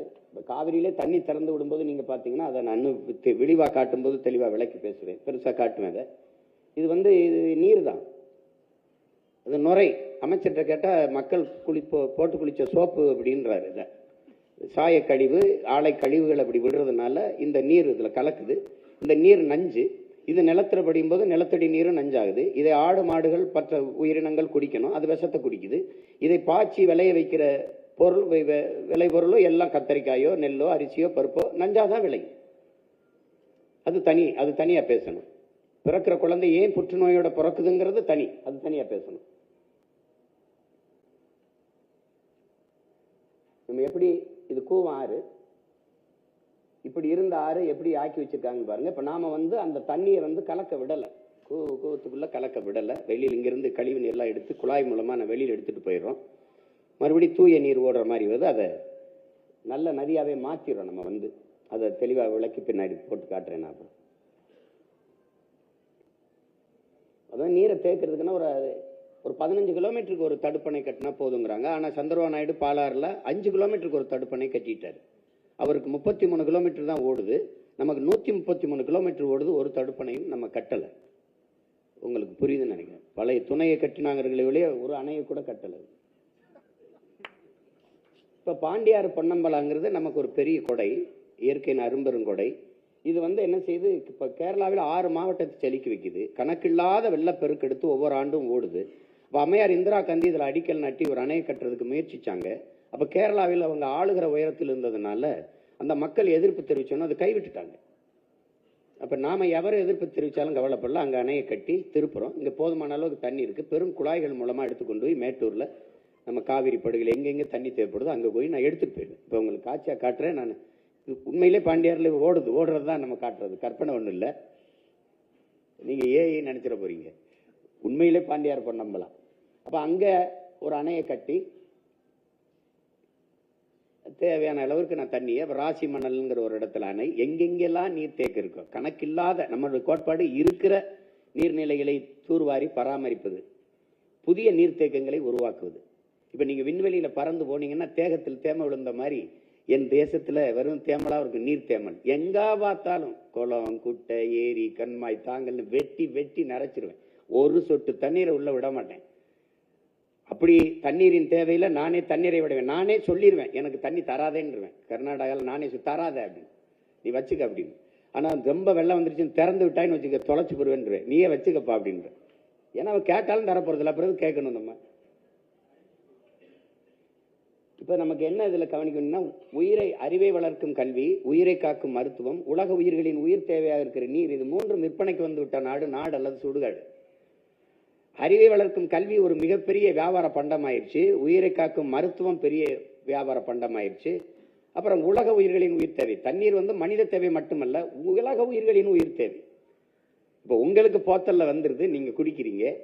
அப்போ காக்கை குருவி மான் மைனா கொக்கு சிறு யானை புலி சிங்கங்கரடி பட்டுப்பூச்சி தேனீக்கள் இதெல்லாம் என்ன செய்யணும்னு ஒரு தடவை யோசிக்கணும். இது மாதிரி ஒரு மனித பதர்கள் கொண்ட சமூகம் அதெல்லாம் செத்தா எனக்கு என்னன்னா அதெல்லாம் நீங்க இல்லாம அது வாழும், அதெல்லாம் இல்லாம நம்ம வாழ முடியாதுங்கிற அடிப்படையை, அந்த அறிவியல் உயிரியல் உண்மையை என் அன்பு சொந்தங்கள் புரிஞ்சுக்கணும். இப்போ என் அப்பா என்ன சொல்றாங்க, நீ தண்ணீரை வந்து பூமிக்குள்ள ஆழ்குழாயை நிறுத்தணுங்கிறாங்க. இப்போ 400 அடி 500 அடிக்கு நீங்க பூமிக்கு கீழே போய் நம்ம தண்ணீர் எடுத்துக்கிறோம். அப்போ மற்ற மரங்கள் செடி கொடிகள் அந்த 400 அடி 500 அடிக்கு வேற உள்ள இறக்கி தண்ணீர் எடுக்க முடியுமான்னு பார்க்கணும். அப்போ உனக்கு தண்ணீர் வானத்துல தேடு, மேகத்துல தேடு. அப்போ அங்க மேல இருக்கிற தண்ணீரை கீழே அறுவடை செஞ்சு கொண்டு வா. அதுக்கு ஒரே வழிதான் இருக்கு, மரம் தான் மேகத்தை அறுவடை செய்து பூமிக்கு மழையா கொண்டு வரும். அதான் மரம், மண்ணின் வரம் வரப்பதே மனிதாரம்ங்கிறோம். மரத்துக்கு மாநாடு வர்றான், மரத்தோட பேசிட்டுக்கான்னு சிரிக்கிறீங்க. நான் என்ன செய்யறது உங்களை போய்? மரத்துக்கு ஓட்டா இருக்கானுங்க, மரத்துக்கு ஓட்டு இல்லை, என் உயிர் அதுகிட்ட இருக்கு, அதனால நான் பேசுறேன். உலகத்தில் எல்லா உயிரினமும் நற்காற்றை சுவாசிட்டு நச்சுக்காற்றை வெளியிடும். மரம் செடி கொடிகளை தான் நச்சுக்காற்றை சுவாசிட்டு நற்காற்றை வெளியிடும். இந்த இயற்கையின் முறையில நம்ம யாரும் உயிரோடு இருக்க முடியாது. இதையெல்லாம் படிப்பிக்காத ஒரு கல்வின்னு வச்சு காசு கொடுத்து வாங்கிட்டு இருக்கோம். இப்போ எங்களுடைய அதை தான் சொல்றாரு நம்ம அப்பா நம்மால் வரவங்க சொல்றாங்க. இங்க என்ன பார்த்தீங்கன்னா, இந்த குடிநீரை பாருங்க, அரசு வந்து இது கொடுக்குது, மடிக்கணினி கொடுக்குது, மிதிவண்டி கொடுக்குது, மாவு அரைக்கிற எந்திரம் கொடுக்குது, மசாலா அரைக்கிறது கொடுக்குது, எல்லாம் கொடுக்குது. இதெல்லாம் இலவசம். நான் ரொம்ப நாளை விமர்சிச்சுட்டேன், இலவசங்கிற சொல்ல எடுத்துட்டாங்க. விலையில்லா, எனக்கு திருட்டுன்னு சொல்லிட்டுனா அப்படி சொல்லக்கூடாது, முறைகேடு அப்படி சொல்றோம்ல, அது மாற்று பேர் இல்லை தமிழ்ல. அதனால அது விலையில்லா மடிக்கணினி. நான் கேட்டேன், இப்போ விலை இல்லாம எங்களுக்கு கொடுக்குறீங்க, நீங்க வாங்கின இடத்துல விலை இல்லையான்னு கேட்டேன். இது ஒரு திட்டம் பாருங்க. அரசு காசுல தன் கட்சிக்கு தன்னுடைய முத்திரை, தன்னுடைய சின்னத்தை போட்டு 5000 கொடுக்குறேன், 2000 கொடுக்குறேன், அரிசி கொடுக்குறேன், வேட்டி செலவு கொடுக்குறேன்னு அதுல அரசு காசுல தன் கட்சிக்கு வாக்கு சேகரித்துக்கிறது மாதிரி ஒரு நிர்வாக சீர்கேடு, ஒரு கொடுமை எங்கேயாவது இருக்கா பாரு.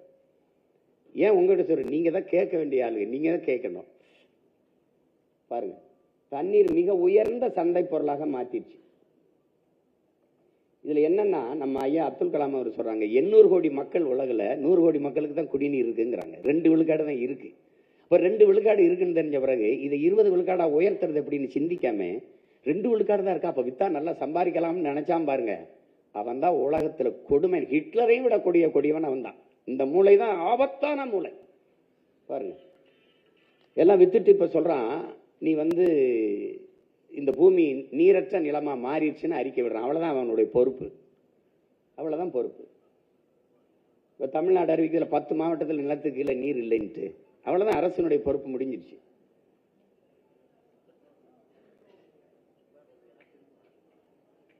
தென்னாப்பிரிக்காவில் கேப்டன் நகர்ல ஒரு சொட்டு தண்ணி இல்லை. அது தென்னாப்பிரிக்காவில் கேப்டன் நகருக்கு வந்தது நமக்கு வராதுன்னு நம்ம சொல்ல முடியாது. இப்ப பாருங்க, மனிதர்கள் நம்ம போத்தல்ல குடிக்கிறோம், இந்த மற்ற உயிரினங்கள் படுகிற பாட பாருங்க, அந்த பாவம் நம்மளை சும்மா விடுமான்னு பாருங்க. இங்க பாருங்க, இந்த அணிலாம் கையெடுத்து கும்பிட்டு தண்ணி கேட்குது பாருங்க, என்ன கொடுமை பாரு. அணிலுக்கும் தண்ணிக்கு நான் தான் போராட வேண்டியது. ஒரு சும்மா ஒரு மாதிரி காட்டியிருக்கேன். இது நீண்ட நேரம் ஓடும். நான் அங்கே திரையிட்டு காட்டும் போது வாக்கு சேகரிக்கிற இடத்துல நீண்ட நேரம் ஓடும். ஒவ்வொன்றையும் நான் காட்டுவேன், எப்படியெல்லாம் இந்த இது பண்ணுது, இது எப்படி ஏற்புடையதான்னு கேட்பேன். இது கேட்பேன். இப்போ அடுத்து, இப்போ நீரில் நம்ம தண்ணீரை அடைஞ்சிடறேன், அது நான் அடைஞ்சிடறேன். நான் இன்னும் தெளிவாக விளக்கி பேசுகிறேன், அதில் வரைவிலையும் கொடுத்துருப்பேன். இப்போ வயிறுக்கு வரேன். இப்போ வயிறுனா உங்களுக்கு தெரியும், பசிங்கிற சொல்லு இல்லாமல் ஒழிக்கணுங்கிறது என்னுடைய இது. அதனால என்ன சொல்கிறேன், வேலை இல்லை என்ற சொல்லுக்கு இனி வேலை இல்லை, வறுமைக்கும் வறுமை வரும், பசிக்கும் பசி வரும், பைந்தமிழர் ஆட்சியிலேன்னு சொல்றது காரணம் தான். பசிங்கிற சொல்ல இல்லாம ஒழிச்சிருவேன். அது நீங்க சும்மா விளையாட்டு சொல்ற, உண்மையிலே ஒழிப்பேன். நீங்க சும்மா ஒப்புக்கு, ஏன்னா நான் இலவசம் தர்றேன்னு சொல்லலையே, அதுதான் சொல்றாரு. நீங்க வந்து இப்படி வந்து வெற்று வாக்குறுதிகளை கொடுக்குறவன், அடிக்கடி வாக்குறுதி கொடுக்குறவன் நிறைவேற்ற மாட்டான், சும்மா சொல்லி விடுறது. இங்க பாருங்க, சுழன்றும் ஏற்பின்னது உலகம், அதனால் உழந்தும் உழவே தலைன்ட்டாரு. உழவு தாண்டா, அதுக்கு பின்னாடி தாண்டா எல்லாம்ட்டாரு. இதுல என்னன்னா, இந்த வேளாண்மையை இவங்க வந்து நம்ம மக்களுக்கு எல்லாருக்கும் ஒரு இது இருக்குது, படிக்காதவன் செய்யற தொழில். எனக்கு வேளாண்மை தொழில் இல்லை, நம் வாழ்க்கை முறை, நம்முடைய பண்பாடு, கலாச்சாரம் என்பதை என் அன்பு சொந்தங்கள் புரிஞ்சுக்கணும். ஆதியில் நாம் செஞ்சது அதுதான். வேளாண்மை என்பது தொழில் அல்ல. அது திரும்ப சொல்றது, படிக்காதவன் செய்யறது. படிக்காதவனுக்கு தான் பசிக்கும், படிச்சவனுக்கு பசிக்காதான்னு கேட்டா அவங்கள்ட்ட பதில் இல்லை. என் அன்பு உடன் பிறந்தார்களே, நீங்க சாப்பிட்டு வேலை செஞ்சாலும் சாப்பிட்டு போய் தான் வேலை செய்யணும்.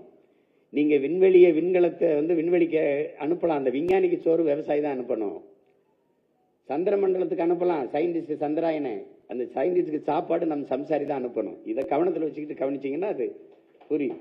அப்போ வேளாண்மை என்பது ஒரு தொழில் அல்ல, அது நம் வாழ்வியல், நம் பண்பாடு, நம் தொன்று தொட்ட மரபு. அப்போ குழந்தைக்கு ஒரு தாய் பால் ஊட்டுவது எப்படி தொழில் இல்லையோ, அப்படி பூமி தாய் தன் பிள்ளைகளுக்கு சோறு ஊட்டுவதும் தொழில் அல்லங்கிறார் நம்முடைய அப்பா நம்மால் வரவர்கள். அப்போது ஒரு வாழ்க்கை முறை, நமது தொன்று தொட்ட பண்பாடு, அடிப்படை உயிர் தேவையில் ஒன்று உணவு தேவையத்தான் இருக்குது.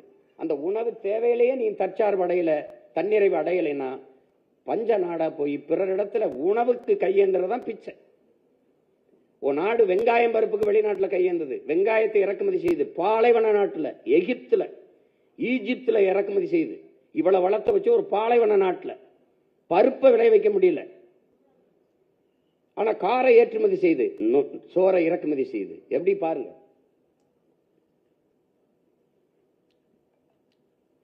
அப்ப உணவு தேவைக்கு இருக்கிற ஒரே இது, அதை நிறைவு செய்யறதுக்கு இருக்கிற ஒண்ணு வேளாண்மை தான். அப்ப வேளாண்மை கைவிட்ட எல்லா நாடும் உலகத்தில் பிச்சடிக்கும். உங்களுக்கு தெரியும், சோமாலியா, நைஜீரியா, இன்னைக்கு வெனிசுலா, ரஷ்யாவே உடைஞ்சது காரணம் தொழில் வளர்ச்சின்னு போயிட்டு உணவுக்கு ரொட்டி துண்டுக்காக பகிர்வு கடையில் நின்னதுனால தான் பிரிஞ்சு போயிட்டேன். இப்ப எங்களுடைய நாட்டுக்கு அந்த நிலைமை வரக்கூடாதுன்னு நினைக்கிறேன், பிச்சை எடுக்கிற நிலைமை வைக்கக்கூடாதுன்னு நினைக்கிறேன்.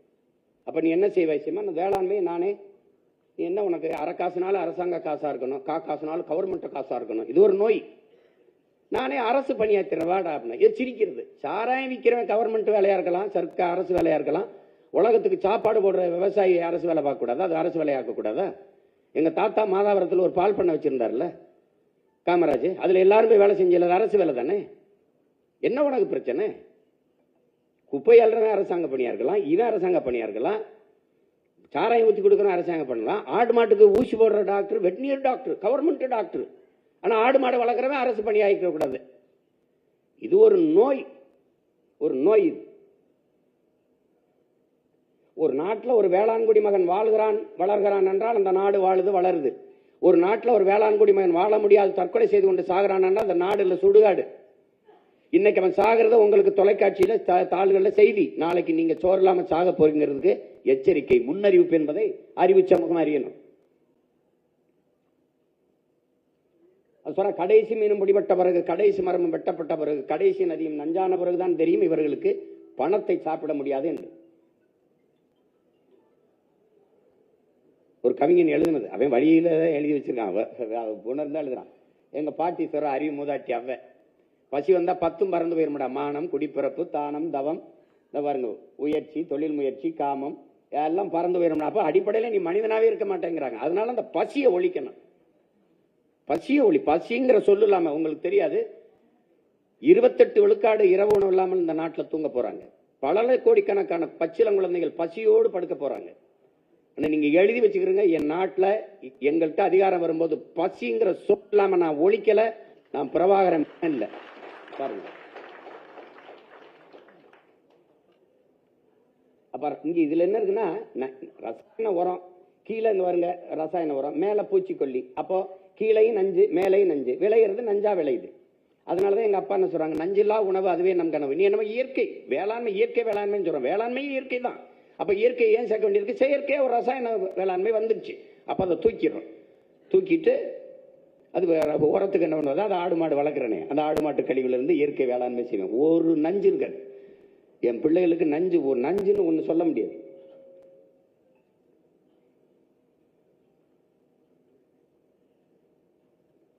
அப்ப வேளாண்மையை முன்னிறுத்திய பொருளாதாரத்தை நாங்க கட்டமைக்கிறதுனால அதை தற்சார்பு, பசுமை, தாய்மை பொருளாதாரம்னு சொல்றோம்.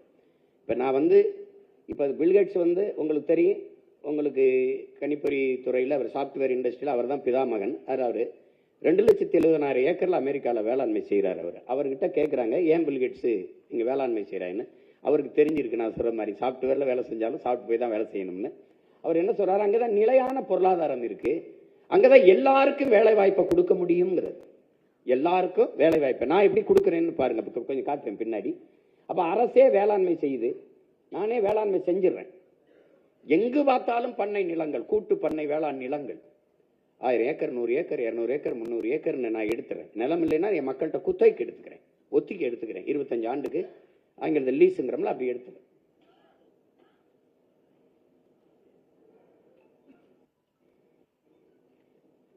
இப்போ உங்களுக்கு தெரியும், நானே வேளாண்மை செய்கிறேன். வேளாண்மை செஞ்சு அங்கே முல்லை, மருதம், நெய்தல், அங்காடி என்று பிரிச்சிடுறேன். பிரித்து எல்லா இடத்துலையும் வந்து வச்சிடறோம். ஒரே விலை தான். இப்போ வேளாண் அமைச்சகத்துக்கு கீழே ஒரு குழு இருக்கும், வேளாண் பெருமக்களை கொண்டு. அது வந்து நாடங்களும் தக்காளி 1 கிலோனா 1 கிலோ அவங்க தீர்மானிக்கிற விலைக்கு விற்போம். வெங்காயம் இத்தனை ரூபாய்னா இத்தனை. இங்கே விலை ஏறிடுச்சு இறங்கிடுச்சுலாம் அது இல்லை. இவங்கள மாதிரி விளைய வச்ச நெல் முளைகள் அதில் தெருவில் போட்டு முளைக்க வைக்கிறது இல்லை. மாவட்ட தலைநகர் தோறும் உணவு சேமிப்பு கிடங்கு இருக்கும். முறையாக கொள்முதல் செய்து பத்திரப்படுத்தி வைப்போம். பசிங்கிற சொல்லு இருக்காது. ஏன்னா நாங்களே கொடுத்துருவோம் என் மக்களுக்கு. என்னுடைய பெரிய கனவு பசி இல்லாமல் ஒழிக்கணுங்கிறது தான். நோய் நாடி நோய் முதல் நாடி அதை நிற்க வாய் நாடி வாய்ப்பை செயல் நம்ம சொல்கிறோம். இப்போ மருத்துவம், இப்போ உயிர் வந்துருச்சு, வயிறு வந்துருச்சு, அடுத்து உயிர் காக்கும் மருத்துவம்.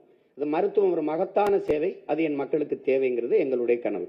அதில் என்ன சொல்கிறேன்னா, முதல் குடிமகனுக்கு என்ன மருத்துவம் கிடைக்குமோ அது கடகோடி மருத்துவ மகனுக்கும் கிடைக்க செய்கிறது தான் முழுமையான மக்களாட்சி. அதை நாங்கள் கடைப்பிடிப்போம். இப்போ மருத்துவமனை இருக்குது, அது அது வந்து இலவசமாக தான் இருக்குது. ஆனால் தரமாக இருக்குதாங்கிறதான் கேள்வி. தரமாக இருக்கா அதான் கேள்வி. இப்போ அதில் என்ன நமக்கு கேள்வி எழுதுன்னா, மருந்தெல்லாம் மருத்துவம் தான் நம்முடைய கனவு. ஏன்னா மருத்துவரே தேவைப்படாத ஒரு நாட்டை உருவாக்கணும், ஒரு ஆரோக்கியமான சமூகம். உங்களுக்கு தெரியும், நீங்கள் அறிவார்ந்தவர்கள், எந்த நாட்டில் மருத்துவர்களுக்கு அதிக தேவை இருக்கோ, மருத்துவருக்கு அதிக மதிப்பு இருக்கோ, அந்த நாடு நோயுற்ற நாடுன்னு பொருள். அப்போ அது நோயற்ற, அது ஆரோக்கியமான நாடு இல்லை. அப்போ அந்த தேவையை குறைக்கணும். அதான் சுகாதாரமான ஆரோக்கியமான நாடு.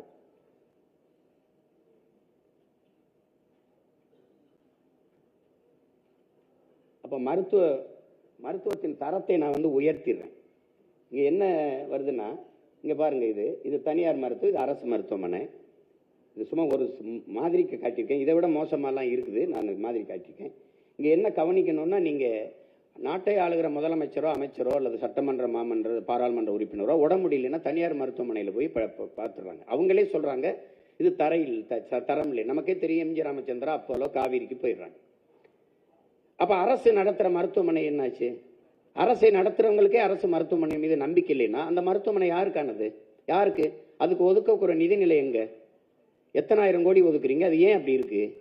அவங்களே ஒத்துக்கிறாங்க அது தரம் இல்லைன்னு. அப்போ தனியார் தான் தரமாக கொடுப்பான்னா, அப்போ அரசு ஒரு தனியார் முதலாளி தரக்கூடிய மருத்துவத்தை ஒரு அரசு தர முடியாதுன்னா அரசு தோற்று போகுதா ஒரு முதலாளிகிட்ட? ஒற்றை முதலாளியால் தர முடிகிற மருத்துவத்தை 8 கோடி மக்களால் நிறுவப்பட்ட அதிகாரத்தால் தர முடியாதுன்னா அந்த அதிகாரம் எதுக்கு? யாருக்காக நிறுவப்படுது? யாருக்காக நிறுவப்படுது? அடிப்படை தேவையில் ஒன்று மருத்துவம். அந்த மருத்துவத்தை தரம் உயர்த்தி தர முடியாது என்றால் அப்ப அது யாருக்கானது? பாருங்க, ஒரு படுக்க வசதி எல்லாம் இருக்கிறது, போறது, இதெல்லாம் கொஞ்சம் இருக்கிறது நாகரிகமா காட்டிருக்கு. இதை விட மோசமாலாம் இருக்கு அரசு, பின்னவரை மாதிரியே இருக்கும். அப்ப அவங்க ஒதுக்குன நிதிநிலையை பாருங்க. 2021 18,600 கோடி, அப்புறம் அதுக்கப்புறம் 19,000 கோடி, 24 20,000 கோடி, 25 20,500 கோடி. இந்த நிதிநிலை, இந்த பட்ஜெட் பண ஒதுக்கீடு உயர்ந்து தரம் உயர்ந்திருக்காங்கிற கேள்வியை நீங்க அறிவார்ந்த பெருமக்கள் நீங்க எழுப்பி பார்க்கணும். பணம் உயருது, ஒதுக்குற நிதி உயருது, தரம் உயர்ந்திருக்கா? அதான் கேள்வி. எல்லா நாடுகள்லையும் அரசு என்றால் மதிப்பிற்குரியதா இருக்கு, தரமா இருக்கு. என் நாட்டில் அரசுன்னா அச்சமா இருக்கு. எப்படி? அரசு போக்குவரத்தா கேவலமா இருக்கும், அரசு தங்குமொழியா ரொம்ப கேவலமா இருக்கும், அரசு பள்ளிக்கூடமா கேவலமா இருக்கும். அது எப்படி? அப்ப இத்தனை கோடி ஒதுக்கி தரத்தை உயர்த்த முடியல இவங்களால. அப்ப என்ன செய்யறதுன்னு சொல்லுங்க. இப்ப எப்படி பண்றது? அதனாலதான் நாங்க என்ன சொல்றோம், இந்த மருத்துவத்தின் தரத்தை உயர்த்திடுறேன், உலக நாடுகள் அளவுக்கு உயர்த்திடுறேன். உடம்பு முடியலன்னா அமெரிக்கா போனாங்க, பிரிட்டன் போனாங்க, சிங்கப்பூர் போனாங்கல்ல, அங்க முடியலன்னா தமிழ்நாட்டுக்கு வரணுங்கிற அளவுக்கு தரத்தை உயர்த்திடணுங்கிறது எங்களுடைய கனவு. உலகத்தரம்ங்கிறத தமிழ்நாட்டு தரம் தாண்டான்னு காட்டிடணும்னு எனக்கு ஒரு வெறி இருக்குது, ஒரு கனவு இருக்குது. அதை தான் நாங்க செய்யணும்னு நினைக்கிறோம். இப்ப தனியார் மருத்துவமனையில் இருக்கிற படுக்கை வசதிகள், அந்த கவனிப்பு, அதெல்லாம் பாருங்க.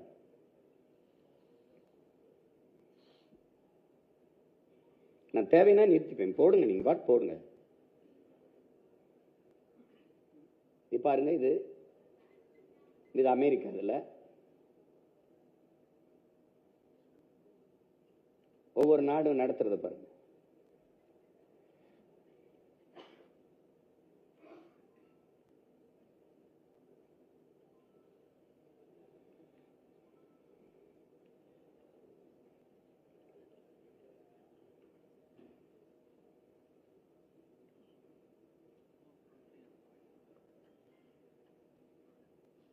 நீங்கள் அரசு முத்திரை வேற ஏதோ இருக்குன்னு நினைக்காதீங்க. நம்ம ஆட்சிக்கு வரும்போது அரசு முத்திரையை மாற்றிடுறோம். அதனால அது இருக்குது. அது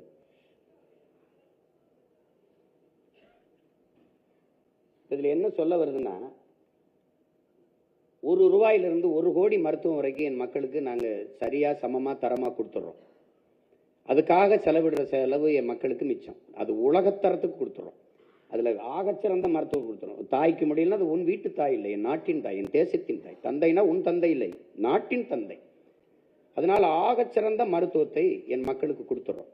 அது எப்படி கொடுப்ப தரம் உயர்த்துவேன்னா, முதலமைச்சருக்கு முடியலையா, அமைச்சருக்கு முடியலையா, அவர் குடும்பத்தில் முடியலையா, அரசு மருத்துவமனையில் படுத்துத்தான் மருத்துவம் செய்யணும், சட்டம் இயற்றிடுவோம். அப்படி இல்லை நான் கொழுப்படுத்து போய் தனியாரெல்லாம் படுப்பேன்னா அவருடைய ஊதியத்தில் சரிபாதியை துண்டிச்சிருவோம். தண்டம் துண்டிச்சிருவோம். நீயே உனக்கு காசு இருக்குல்ல, அங்கே போய் படுத்துக்க, இங்கே கட்டிட்டு போன்றுவோம். அதெல்லாம் நடக்காது. அதெல்லாம் நடக்காது. நீங்கள் வேணால் எழுதி வைங்க. உங்ககிட்ட நான் சொல்கிறேன், அரசு மருத்துவமனைக்கு தனியார் மருத்துவக்கு போனால் அரசு மருத்துவமனைக்கு போகணுங்கிற ஒரு காலத்தை உருவாக்கலை. நீங்கள் பார்த்து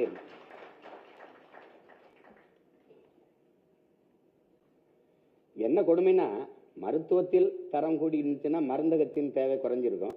மருந்தில் தரம் இருந்தால் மருத்துவமனைகளின் தேவை குறைஞ்சிருக்கும். ரெண்டுமே நாளுக்கு நாள் கூட்டிகிட்டு போகுதுன்னா நோயாளிக பெருகிட்டு போகிறாங்கன்னு அர்த்தம். சிங்கப்பூரில் பாருங்கள் மருத்துவமனை கட்டமைப்பு எப்படி இருக்குன்னு பாருங்கள். இந்த மருத்துவமனையெல்லாம் நிறைய தகவலுக்கு எடுக்க முடியல, அதனால இருக்கிறத உங்களுக்கு காட்டுறேன். இது மலேசியாவில் சின்ன நாடு தான், சின்ன நாடு. எப்படி கொடுக்குறான் பாருங்க.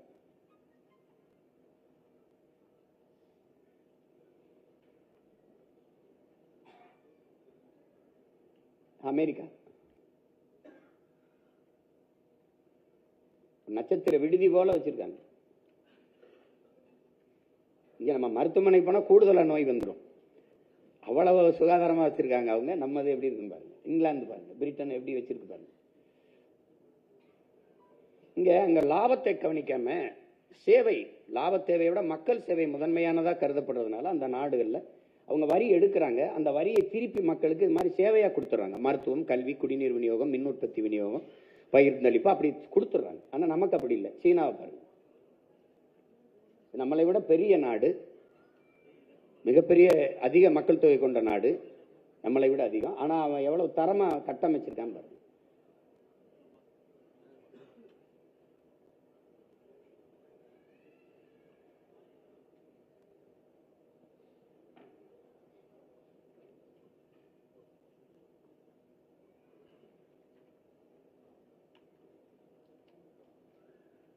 இப்போ உங்களுக்கு தெரியும், உயிர்காக்கும் மருத்துவத்தை தரம் உயர்த்தி கொடுத்துட்றோம், மக்களுக்கு கொடுத்துறோம். அதில் உறுதியாக செய்வோம், அதில் சந்தேகம் உங்களுக்கு வேண்டியதில்லை. இங்கே அடுத்து இருக்கிறது நமக்கு நீர், வயிறு, உயிர் வந்துடுச்சு. இப்போ அறிவு இருக்கு, அறிவு, கல்வி. இப்போ கல்வி என்பது மானுட உரிமை, அது கொடுக்க வேண்டியது அரசின் கடமை. அது கொடுக்காமல் இருப்பது மாபெரும் கொடுமை. ஆனால் இங்கே என்ன முறை இருக்குன்னா, மாணவர்களின் கல்விக்கடன் தள்ளுபடின்னு சொல்லுது அரசு, சொல்லுது. அது பெருமையா சொல்லுது. கடன் வாங்கி என்னை கல்வி ஏற்கிற நிலைமைக்கு தள்ளினதே யார்? நான் கடன் வாங்கி படித்த கடனை தள்ளுபடி செய்யறதுக்கு கல்வியின் தரத்தை உயர்த்து சரியா சமமா தரமா கொடுத்திருந்தாலே நான் கடன் வாங்கி ஏன் படிக்கிறேன்? நான் ஏன் கடன் வாங்கி? ஒரு அரசு தன் மாணவ பிள்ளைகளை அறிவு கொடுக்க வேண்டிய அரசு கடன் வாங்கி படிக்க வைக்குதுன்னா பாத்துக்கிறேங்க. ஒரு தேசத்தின் வளங்களிலே ஆகச்சிறந்த வளம் அறிவு வளம் தான். ஒரு தேசத்தின் வளத்திலேயே ஒரு நாட்டின் எதிர்காலம் என்பதே அந்த நாட்டின் வகுப்பறையில் தான் தீர்மானிக்கப்படுதுங்கிறான். நம்ம நாட்டின் வகுப்பறைங்கிறது வர்த்தக அறையா மாறி நிற்கிறது. மிகப்பெரிய கொடுமையே இருக்கு.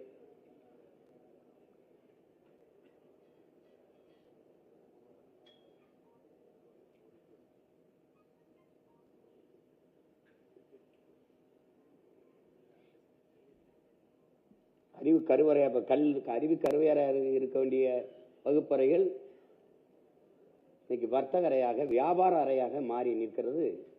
மிகப்பெரிய துயரம்.